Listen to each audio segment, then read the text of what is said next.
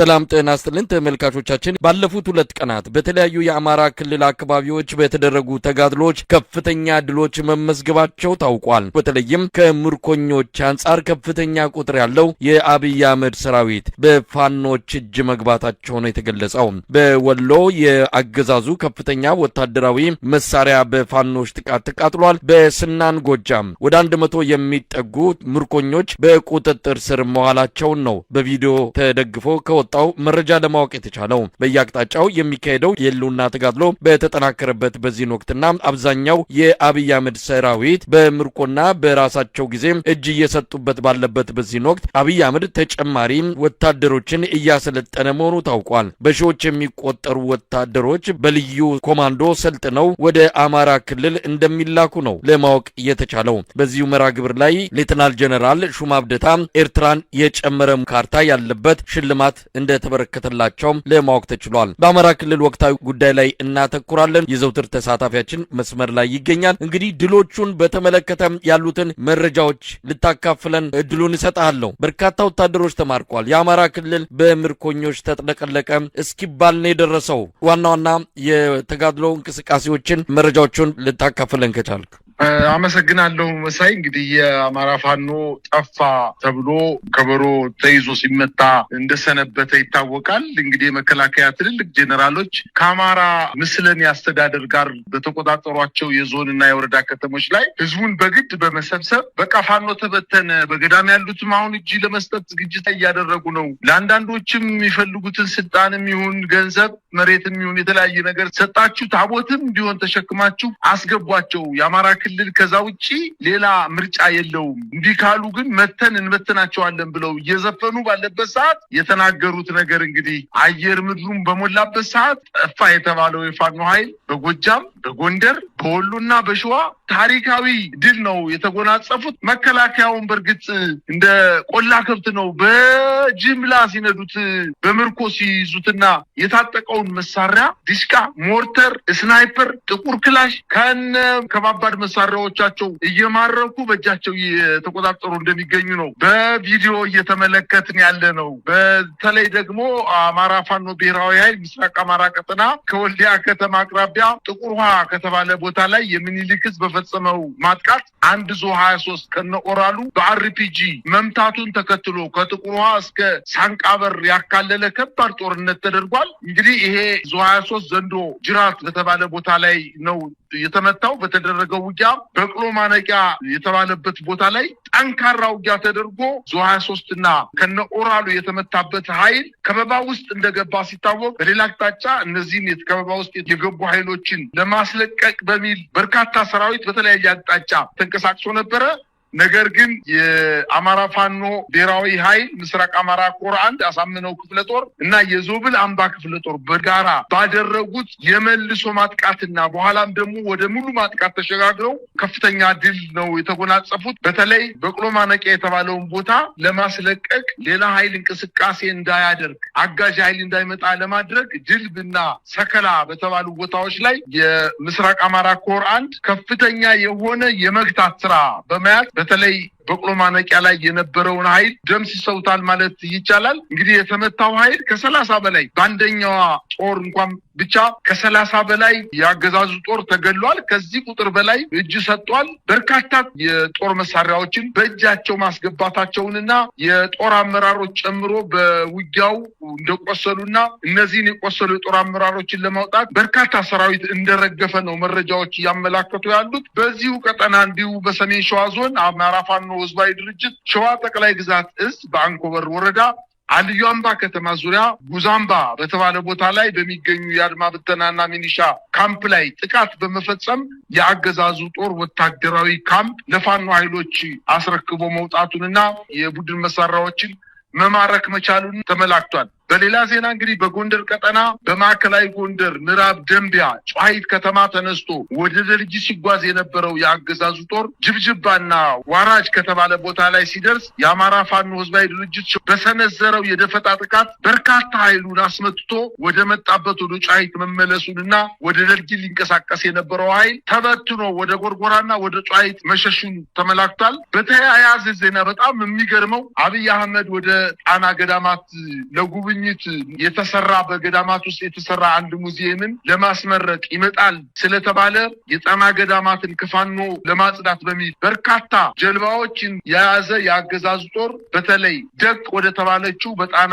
ትልቋ ደሴት ተብላ የምትጠቀሰው ላይ በጀልባዎች የሪፐብሊካን ጋርድ በተለይ የኮማንዶ አባላትን ይዟ ደቅ ደሴትን ለመቆጣጠር እንቅስቃሴ በሚያደርጉበት ሰዓት ደቅ ከተማ ላይ የነበሩ የፋኖ ኃይሎች አጸፋዊ እርምጃ በመውሰድ አንዱን ጀልባ ሙሉ በሙሉ መተው ሲያሰጥሙት፣ አንደኛው ጀልባ ላይ ያሉት ደግሞ በርካቶችን ቁስለኛና ሙት በማድረጋቸው በዚህ የተደናገጠው የአገዛዙ ጦር አስክሬኑን ይዞ ወደ ዘጌ በሚገኘው ዳጋ እስጢፋኖስ ገዳም ለመቅበር እንቅስቃሴ ሲያደርግ በገዳሙ ላይ የቀብር ስነስርዓት የማይፈጸምበት ፍጹም ጸጥታ የሰፈነበትና ቀብር ከዚህ በፊት ተፈጽሞበት የማያውቅ በመሆኑ እዚህ ቀብር አትፈጽሙ በማለት እዛ አካባቢ የሚገኙት የገዳም መነኩሴዎች ከፍተኛ ተቃውሞ ማስነሳታቸው ታውቋል። እዛ አካባቢ የሚገኘውን የገዳማትና የዘጌን ናርጋ ስላሴ፣ ኡራ ኪዳነ ምሕረት እና የደቅ እስጢፋኖስን ገዳማትን ምናልባት ጠቅላይ ሚኒስትሩ ጣና ሐይቅ ላይ እንቅስቃሴ ሲያደርግ በቡድን መሳሪያ ይመቱታል በሚል ሰበብ ያንን አካባቢ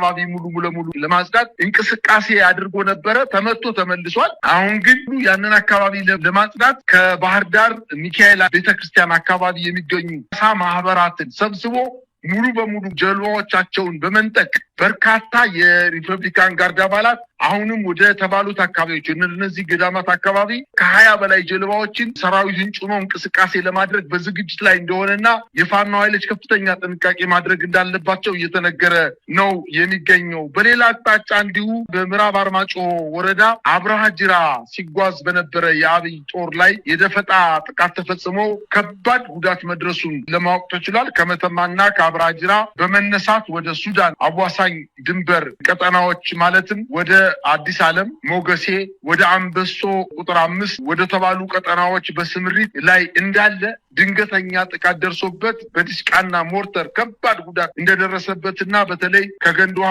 ወደ ሽንፋ ዱራምባ በተባለ ቦታ ላይ ሲንቀሳቀስ የነበረው ኃይል መመታቱንና ተደናቅጦ ተበትኖ ወደ መተማ ከተማ መሸሹን ለማወቅ ተችሏል። በሌላ ዜና በጎጃም ቀጠና ያልታሰበ ያልተጠበቀ ከፍተኛ ሽንፈት እንደደረሰበት የአገዛዝ ጦር በተለይ የ206ኛ እና 109ኛ የፋኖ ሁለት ኮሮች በጋራ በምስራቅ ጎጃም ዞን ወታደራዊ ጠቀሜታ ከፍተኛ በሆነው የጨቄ ተራራን ለመቆጣጠር ለወራት ሲዘጋጅ የሰነበተው የአገዛዙ 602ኛ ኮር 25ኛ ክፍለ ጦር 32ኛ ክፍለ ጦር 57ኛ ክፍለ ጦር የፋኖ 24ኛ ክፍለ ጦርን ለማፈን ከፍተኛ እንቅስቃሴ አድርጎ በ24ኛ ክፍለ ጦር ከባድ ሽንፈት ደርሶበት በርካታ ሰራዊቱን አስደምሶ መመለሱ ይታወቃል። አሁን ደግሞ በስናን ወረዳ ከደብረ ማርቆስ ከተማ በቅርብ ርቀት የምትገኘው በስናን ወረዳ ሮብ ገበያ ከተማ ላይ በተደረገው ውጊያ ሰራዊቱን በገፍ ማርከው የያዘውን መሳሪያ ነጥቀው በርካቶችን ሙትና ቁስለኛ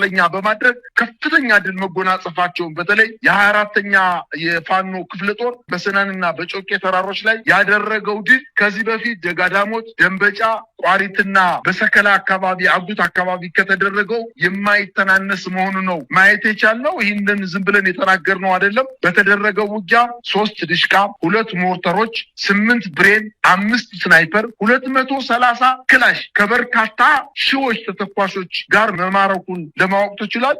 2 የመቶ አለቃ ባለማዕረግተኞችን ጨምሮ 61 ወታደሮች ተማርከዋል። በዚህ ውጊያ 2 የሬጅመንት አዛዦች፣ 5 መቶ አለቆችና 420 የአገዛዙ ጦር መደምሰስ መቻሉን የፋኖ ኃይሎች ገልጸዋል። ከ137 በላይ ቁስለኛ ተደርጓል በማለት የፋኖ አመራሮች እንደገለጹና ወደ ጮቄ በሌላ አቅጣጫ ማለትም በማቻከል ወረዳ የጀነራል ሰይፉን ጦር ለማገዝ ወደ ጮቄ ሲሄድ የነበረ አንድ ድሽቃን የቴዎድሮስ እዝ 109ኛ ኮር አስረክቦ ጉዞው ተሰናክሎበት ወደኋላ እንዳፈገፈገ ነው መረጃዎች እያመላከቱ የሚገኙት። በአጠቃላይ በፋኖ ኃይሎችና በአገዛዙ ጦር መካከል እየተደረጉ ያሉ ውጊያዎች አሁንም በስፋት ተጠናክረው የቀጠሉና የአገዛዙ ጦር በሄደበት አቅጣጫ ሁሉ እየተመለሰ እንደሆነ ነው ለማወቅ የተቻለው። በተለይ የአማራ ፋኖ ብሔራዊ ኃይል ደቡብ አማራ ቀጠና አሳምነው እዝ ከሰም 2ኛ ኮር ነበልባል ክፍለ ጦር በአገዛዙ ጦር ላይ ከፍተኛ ድል መቀናጀቱንም አስታውቋል። በቀን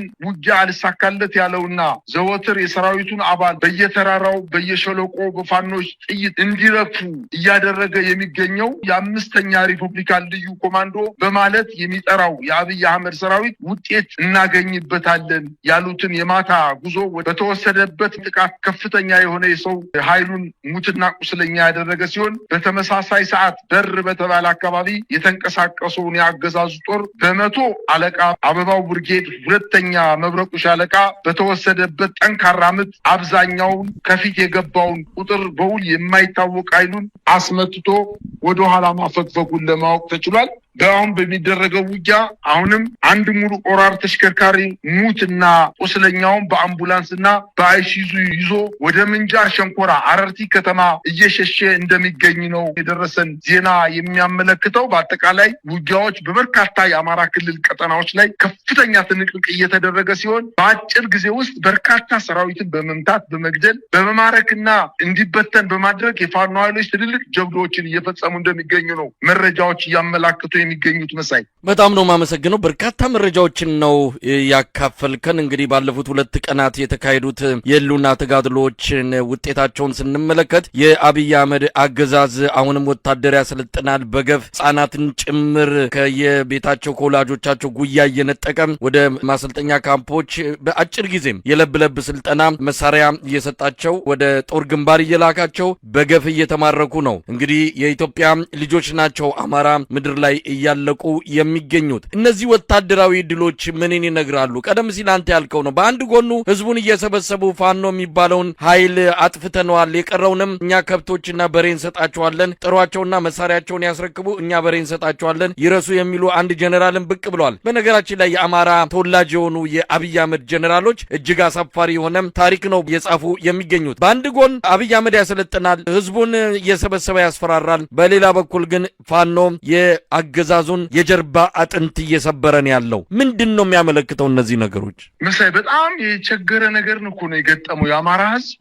ሰራዊቱ በእርግጥ እየተመታ እንደሆነ እንዲሁ ለምሳሌ ያክል እንኳን በዚህ በጎጃም አካባቢ በጨውቄ በስናን በደብረ ማርቆስ ዙሪያ ወረዳ በማሻከልና በዚሁ አካባቢ የሚንቀሳቀሰው የሜጀር ጀነራል ብርሃኑ ጥላሁን 25ኛ ክፍለ ጦር በዚህ በ2 እና በ3 ቀናት ውስጥ እንኳን ከ618 በላይ የተዋጊ ኃይሉን ከጥቅም ውጭ አድርገውበታል። 24ኛ ክፍለ ጦር ብቻ ነው ሜጀር ጀነራል ብርሃኑ ጥላሁንን ኮር ሙሉ በሙሉ በመደምሰስ ማርቆስ ከተማ ላይ ብቻ ተቀምጦ እንዲቀር አድርገውታል። ስናንን ለመቆጣጠር ሞከረ፣ ጮቄ ተራራን ለመቆጣጠር ሞከረ፣ የደንበጫ አካባቢዎችን እንዲሁ ለመቆጣጠር ሞከረ፣ የማቻከል ወረዳ ከአማኑኤል ከተማ ውጪ ያሉትን ቀበሌዎች ለመቆጣጠር ሞከረ፣ አልቻለም። ተመቶ የያዘውን ድሽቃ፣ ሞርተር፣ ስናይፐር፣ ጥቁር ክላሽ ከነሰራዊቱ አስረክቦ ነው የተመለሰው። በጣም የሚገርመው ነገር ደግሞ እነዚህ በተለይ በስናን ወረዳ ሮብ ገበያ አቅራቢያ በተደረገው ውጊያ በርካታ አስክሬን ሳያነሳ ነው የተመለሰው። አስክሬኑን በትኖ የዛ አካባቢ ማህበረሰብ ነው አስክሬን አንስቶ የቀበረለት። ከዚህ በፊት አስክሬን ያነሳል። በተለይ የመከላከያ ወታደር ከሆነ እንደማንም ብሎ ዋጋ ከፍሎም ቢሆን በርካታ የፔፔ ታንኮችን ተኩሶ ቦታውን ከበባ በማድረግ አስክሬን ለማንሳት ከፍተኛ ትንቅንቅ ያደርግ ነበረ። በትናንትናው ዕለት በተደረገው ውጊያ ግን በርካታ አስክሬን አዘርግፎ በየመንገዱ በየገበሬው እርሻ በየገበሬው አውድማ ቦታ ላይ በርካታ አስክሬን ነው የፋኖ ኃይሎች አግኝተው ገበሬውን በማስተባበር ቀብር የፈጸሙት። በተለይ በስናን ወረዳ በተደረገው ውጊያ የፋኖ ኃይሎች አንድ መልእክት አስተላልፈዋል ለብርሃኑ ጁላ። እቃው ደርሶናል፣ የላክልን ሞርተር፣ ድሽቃ፣ ብሬን በሰላም እጃችን ገብተዋል፣ እናመሰግናለን የሚል መሳለቂያ ነው የሆነው። እውነት ለመናገር አሁን በሰራዊት ብዛት ቢሆን ኑሮ የመከላከያ ሰራዊት 6 ወር አይፈጅበትም ነበር በአማራ ክልል። ያኔ እነሱ እንደሚሉት በ30 ክላሽ ጦርነቱን ጀምረው የትም አይደርሱም። ጠቅላይ ሚኒስትሩም እንደተናገረው በ3 እና በ4 ክላሽ የትም አይደርሱም፣ ሺህ ዓመት ቢዋጉ አያሸንፉም የተባሉት ፋኖች ዛሬ ከመከላከያ ጋር የሚስተካከል ወኔ ብቻ ሳይሆን የትጥቅ ዝግጅት አድርገው ከፍተኛ ድል እየተጎናጸፉ በሚገኙበት ሰዓት መከላከያው ደግሞ በአንጻራዊነት እየተሸነፈ አካባቢዎችን እየለቀቀ እንደመጣና የሉም፣ ፈርሰዋል፣ እጅ ሰጠዋል። ከእንግዲህ በኋላ አማራ ክልል ችግር የለም፣ ወደ መልካም ሁኔታ ይመለሳል፣ ወደ ልማትም ይመለሳል፣ ከእንግዲህ በኋላ ምንም ችግር የለም በማለት ለ15 ቀን ያክል አየር ምድሩን ተቆጣጥረው ይዞት ነበር። ግን አሁን ይሄንን ነገር ማስቀጠል አልቻሉም። ለዛሬ ያዝናቸው መረጃዎችና የተለያዩ ሀሳቦችን ያነሳንበት ይዘቱ ዝግጅታችን ይህንን ይመስላል። በጣም ነው የማመሰግነው። እኔም አመሰግናለሁ።